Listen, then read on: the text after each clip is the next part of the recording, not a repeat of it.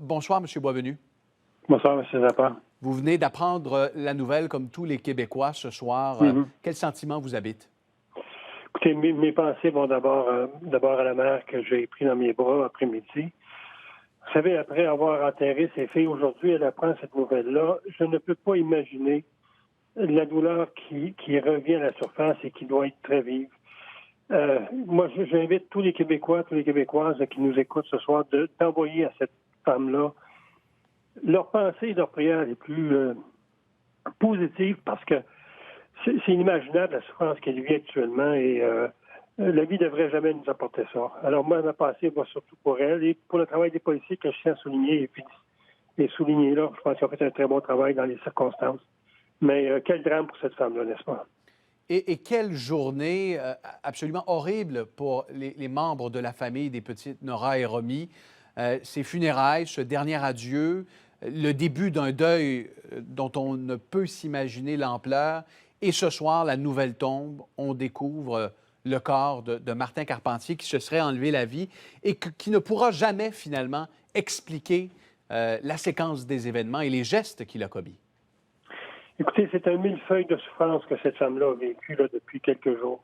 C'est couche après couche. Et vous avez tout à fait raison. Sa souffrance va être encore plus dramatique dans le sens qu'elle n'aura jamais de réponse à la motivation, si motivation il y a de cet homme-là, ce père-là qui a assassiné ses deux filles. Elle voulait des réponses. Elle n'aura jamais ces réponses-là. Et ça va l'habiter pendant de longues années. Et c'est pour ça que ça va être très important de l'entourer. Et j'espère qu'à ce niveau-là, l'Association des familles de personnes assassinées et disparues jouera un rôle très important pour lui amener du support et également à la communauté. J'étais avec les médias aujourd'hui, puis je tiens à les remercier pour leur grande discrétion, leur grande sensibilité par rapport à ce que cette femme-là, cette mère-là, cette famille-là a vécu. Et maintenant, il faut continuer à l'appuyer parce qu'elle va avoir besoin beaucoup de soutien. Vous pensez donc, M. Boisvenu, qu'elle va ressentir une certaine culpabilité au cours des prochains mois et même des prochaines années? Non, je crois pas.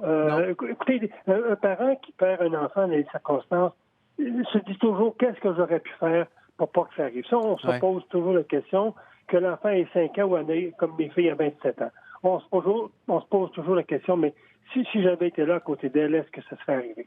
Mais ça, il faut surtout jamais s'habiller de ce sentiment-là. C'est un sentiment trop négatif. Cette mère-là a aimé ses enfants sont encore là dans une autre dimension, et maintenant, c'est à la communauté à jouer son rôle de la supporter, mais malheureusement, elle n'aura jamais de réponse à la question qu'elle se pose. Pourquoi?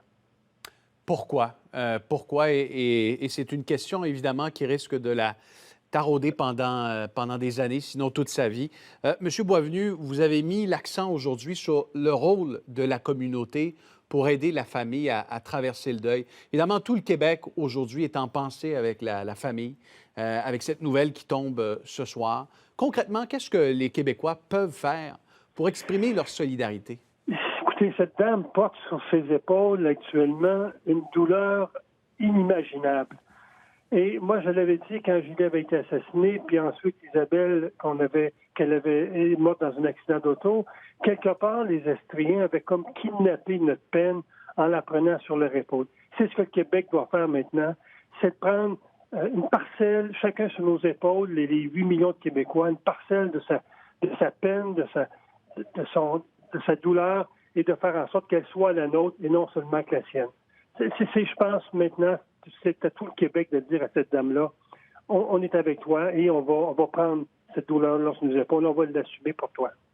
Selon vous, d'avoir vu aujourd'hui ces centaines de Québécois se déplacer, être présents avec cet écran géant à l'extérieur du salon funéraire, ça amène du réconfort, dans une certaine mesure, peut-être dans une toute petite mesure, mais ça amène du réconfort à la famille?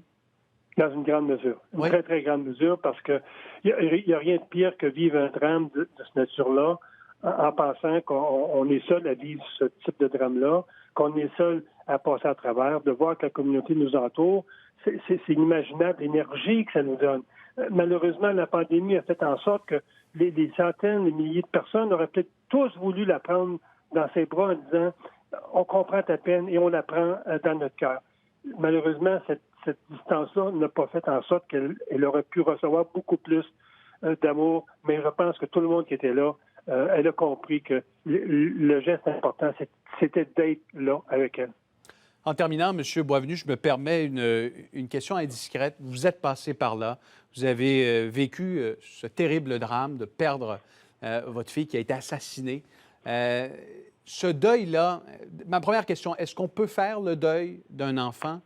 Et ça prend combien de temps avant de pouvoir percevoir une lueur au bout du tunnel? Tout le monde fait leur deuil de leur souffrance de l'événement. Mais on ne fait jamais le deuil de la peine qu'on a en dedans de soi, de ne plus avoir nos enfants autour de la table, de ne plus les avoir à Noël, de ne pas les voir grandir, de ne pas les voir réussir sur le plan professionnel, de ne pas les voir nous donner des petits-enfants. Ça, cette peine-là nous habitera toujours. Elle devient comme une espèce d'handicap, mais avec cet handicap-là, il faut grandir, donner un sens, parce que je pense que c'est ce que nos enfants voudraient nous voir faire, grandir avec, plutôt que mourir avec.